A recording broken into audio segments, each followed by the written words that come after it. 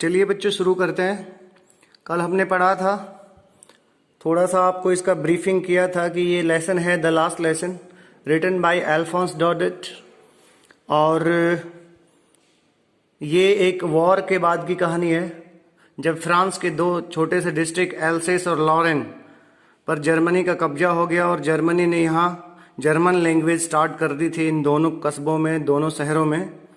तो उसकी कहानी है। ये सीन है उस स्कूल का जिस स्कूल में एक मास्टर जी फ्रेंच पढ़ाते हैं, नाम है उनका एम हेमल, और एक लड़का जो स्कूल में उस दिन लेट हो जाता है, जो इस कहानी का प्रोटैगनिस्ट है, यानी कि इस कहानी का हीरो है, वो है French.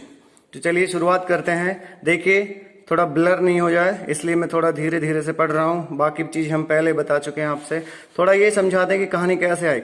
About the author Alphonse Daudet 1842-1897 was a French novelist and short story writer. The last lesson is set in the days of the Franco-Prussian War, 1870 to 1871, in which France was defeated by Prussia, यानी Persia जिसको कहते थे, led by Bismarck. Bismarck ने lead किया था इनको। Prussia then considered of what now are the nations of Germany, Poland and parts of Austria. ये सारा मिलाकर उस समय पर्सिया कहलाता था।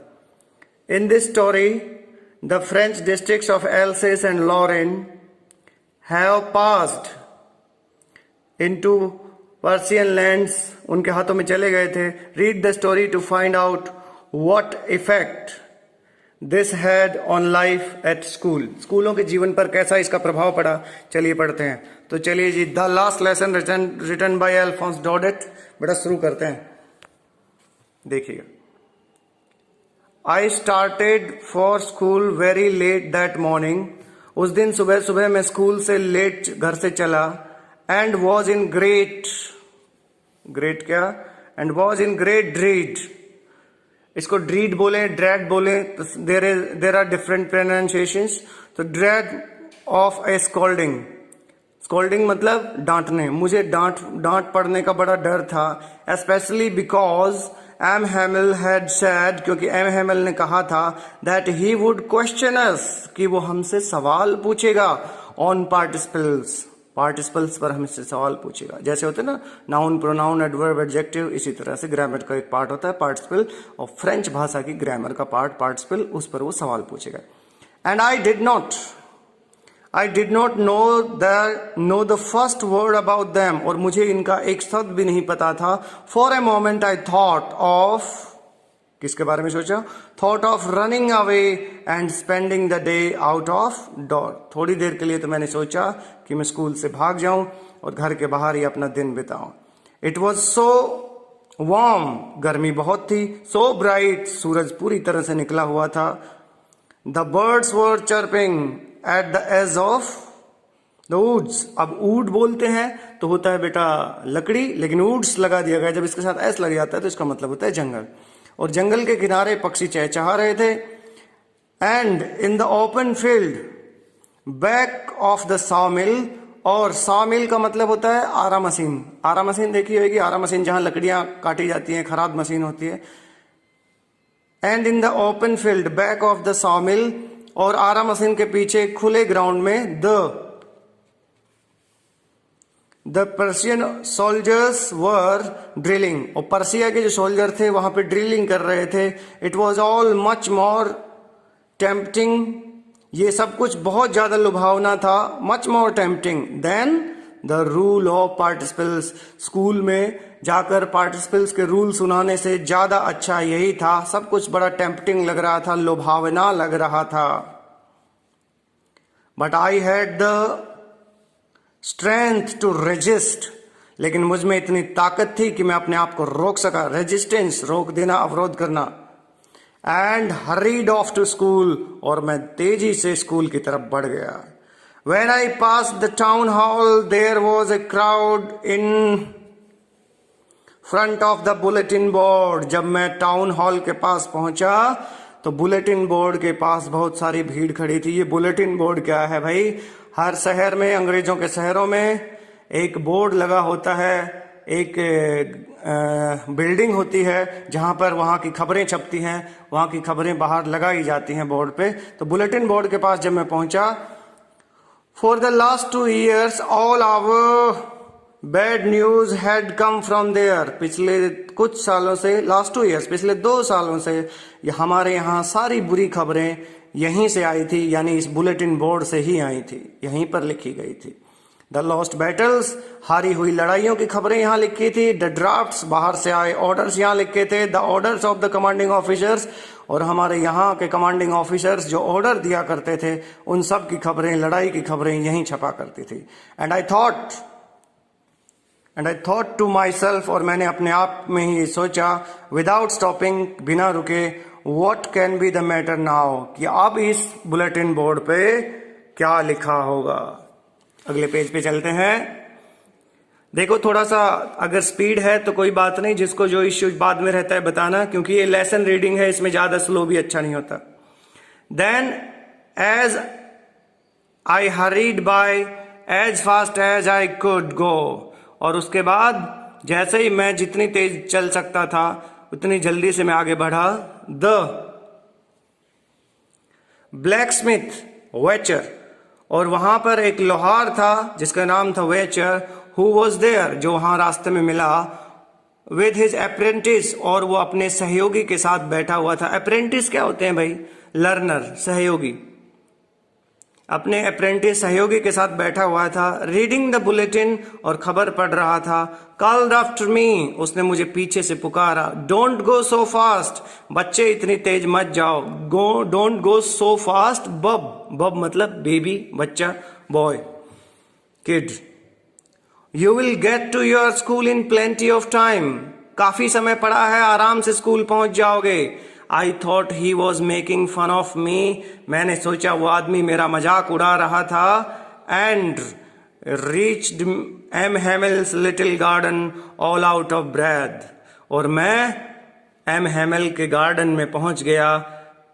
तेजी से मेरी सांसें चल रही थी, आउट ऑफ ब्रेथ, सांस तेज चल रही थी, सांस उफन रही थी। एम हेमल के लिटिल गार्डन का मतलब है, मास्टर जी का नाम है एम हेमल, उनका प्राइमरी स्कूल, ये समझ लीजिएगा नर्सरी स्कूल और प्राइमरी स्कूल एक ही है वहां, तो उस स्कूल में मैं पहुंच गया। टीचर का नाम अभी आ गया है एम हेमल, और उस लड़के का नाम पहले हम बता चुके हैं, फ्रेंच नाम है उसका। तो चलिए थोड़ा सा आगे अब क्लियर होता है।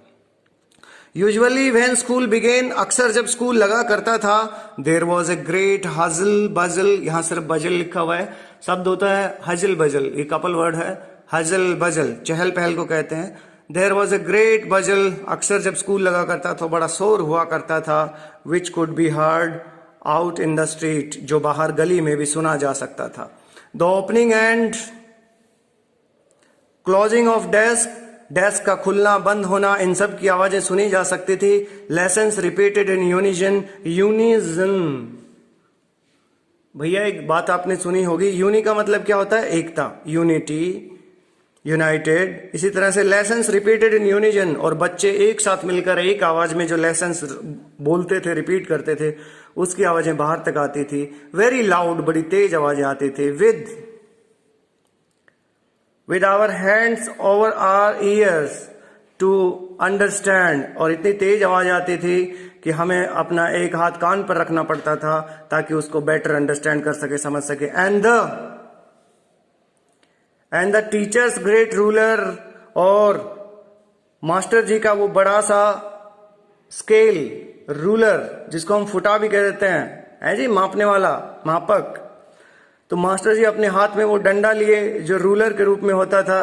रैपिंग ऑन द टेबल, और टेबल पर थपथपा कर मारते थे। रैपिंग, टप टप थप थप की आवाज, rapping on the table.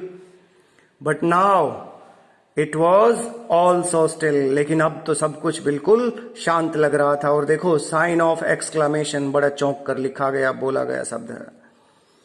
I had counted on the commotion to get to my desk. अब ये लाइन थोड़ी सी टफ है, ध्यान से देखो।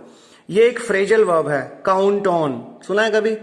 काफी सारे कंपनीज का लोगो होता है, पंच लाइन होती है, काउंट ऑन अस, हम पर विश्वास करो, हम पर भरोसा करो। तो काउंट ऑन होता है भरोसा करना है, किसी चीज पे डिपेंड करना। कमोशन, कमोशन का मतलब होता है शोर शराबा, शोरगुल, एक ही लय में शोरगुल करना। अच्छा, तो अब लाइन देखो आप, I had counted on the commotion, मैं तो उस शोर शराबे के भरोसे ही था, to get to my desk, कि मैं अपनी डेस्क तक पहुंच जाऊं, विदाउट बीइंग सीन, बिना देखे। But of course that day everything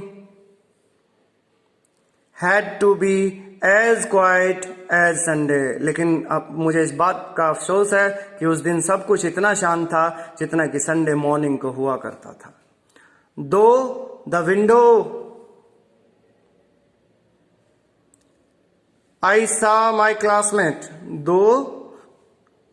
through the window आई सा माई क्लासमेट्स, मैंने खिड़की से अपने क्लास के दोस्तों को देखा, ऑलरेडी इन देयर प्लेसेस, वो पहले से ही अपनी अपने स्थान पर बैठे हुए थे। एंड एम हैमिल, यानी कि master ji, M Hamel walking up and down with his terrible iron ruler, और लोहे की स्केल को लेकर, समझो डंडे के रूप में प्रयोग करता था, उसको लेकर वो इधर उधर टहल रहा था क्लासरूम में। अंडर हिज आर्म, अपनी बाजू में, बगल में दबाए। I had to open the door and go in before everybody, मुझे दरवाजा खोलना था और सभी के सामने अंदर घुसना था। बिफोर का मतलब यहां पहले नहीं है, बिफोर का मतलब आगे होता है। जैसे मैं कहूं मैं पिता के सामने कुछ नहीं बोल सकता, तो I can not speak anything before my father. ठीक है, उसे जज के सामने पेश किया गया, he was presented before the जज, तो ये बिफोर का भी यूज होता है। Door and go in before everybody, मुझे खुद दरवाजा खोलना था और सबके सामने अंदर घुसना था। You can imagine how I blessed and how frightened I was, तुम इस बात का अंदाजा लगा सकते हो कि हाउ आई ब्लस, ब्लस होता है शर्म के मारे चेहरा लाल पड़ जाना, कि कैसे मैं शर्मा गया था। एंड हाउ फ्राइटन, और कितना मैं डर गया था। बट नथिंग हैपेंड, लेकिन ऐसा कुछ नहीं हुआ। एम हैमिल सॉ मी, और मास्टर जी ने मुझे देखा। एंड सैड, और मास्टर जी ने कहा, वेरी काइंडली, बड़े प्यार से कहा, go to your place quickly, जल्दी अपनी जगह पर पहुंच जाओ।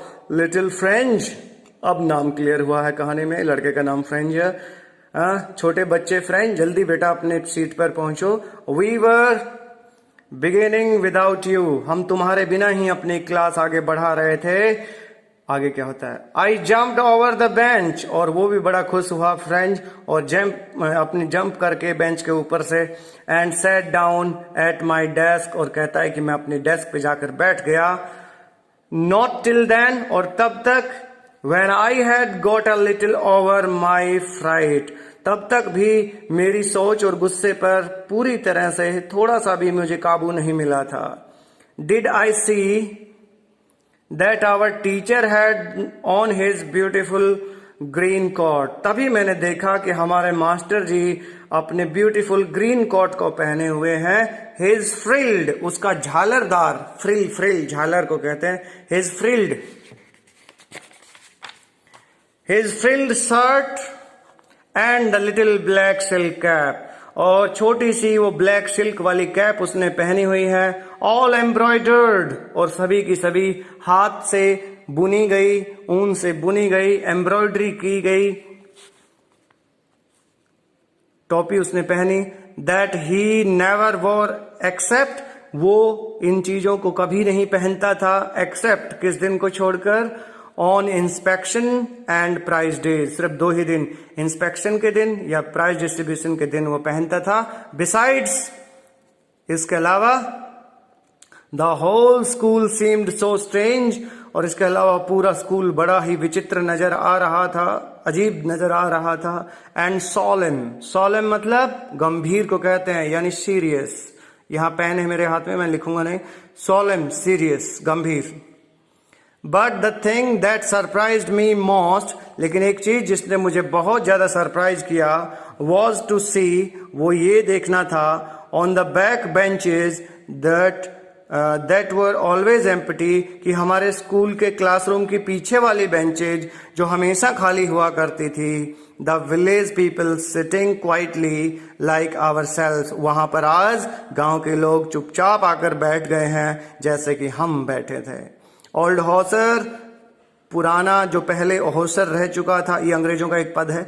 ओल्ड हॉसर यहाँ पे आकर बैठ गए हैं, सरपंच समझ लो अपनी भाषा में। Old Hauser with his 3 cornered hat, अपने 3 कोनों वाली टोपी पहनकर। द फॉर्मर मेयर, और जो पहले इस शहर के, इस कस्बे के मेयर रह चुके हैं वो साहब भी आ गए हैं।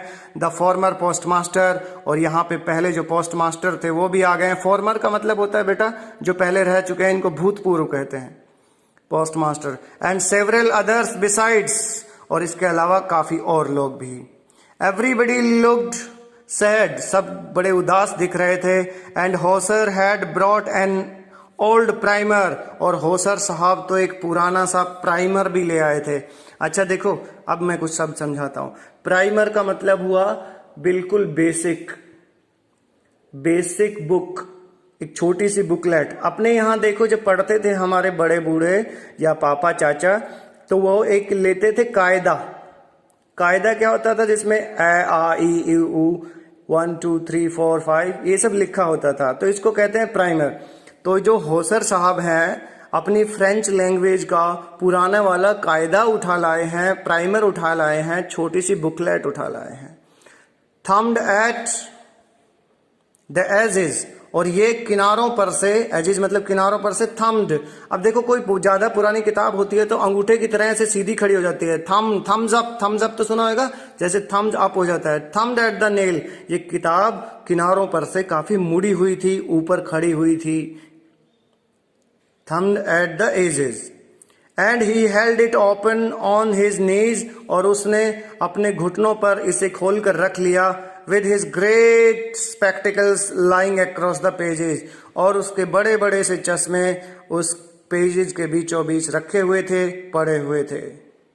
ये सीन है वहां का। सभी आ गए हैं, सब बड़े उदास हैं। आज स्कूल से लैंग्वेज खत्म होने वाली है, फ्रेंच जर्मन कल से शुरू हो गई। मास्टर जी ने अपने नए कपड़े पहने हुए हैं। अभी फ्रेंच सरप्राइज है, उसको पूरी खबर नहीं मिली है। अब अगली खबर उसको मिलेगी अगले वीडियो में। अभी तक हमने पढ़ा कि स्कूल में फ्रेंच आ चुका है, मास्टर जी ने अपना यूनिफॉर्म पहना हुआ है। गांव के, शहर के, कस्बे के सभी लोग यहाँ पर आ गए हैं जो मौजूद लोग थे, जाने पहचाने लोग थे। और हौसर साहब तो इतने इमोशनल हो गए हैं कि पुराने कायदा, जैसे मान लो हमारी हिंदी लैंग्वेज गायब हो रही हो तो हम हिंदी का कोई कायदा लेके बैठ जाएं जिसमें ए आ ई लिखे हों और उनको पढ़ पढ़ के इमोशनल होते रहें कि आज के बाद ये भाषा कभी नहीं पढ़ी जाएगी। तो इसी तरह से हौसर साहब इमोशनल हो गए थे और एक कायदा, एक प्राइमर लेके बैठ गए जो एजिज पर, किनारों पर पूरी तरह से मुड़ा हुआ था, यानी बहुत पढ़ा गया था उसे, बहुत वो यूज हो चुका था, इसलिए ऐसा था। तो आगे की पढ़ाई कल करते हैं। अक्रॉस द पेजेस यहाँ पर आज खत्म करते हैं। डन। Thank you.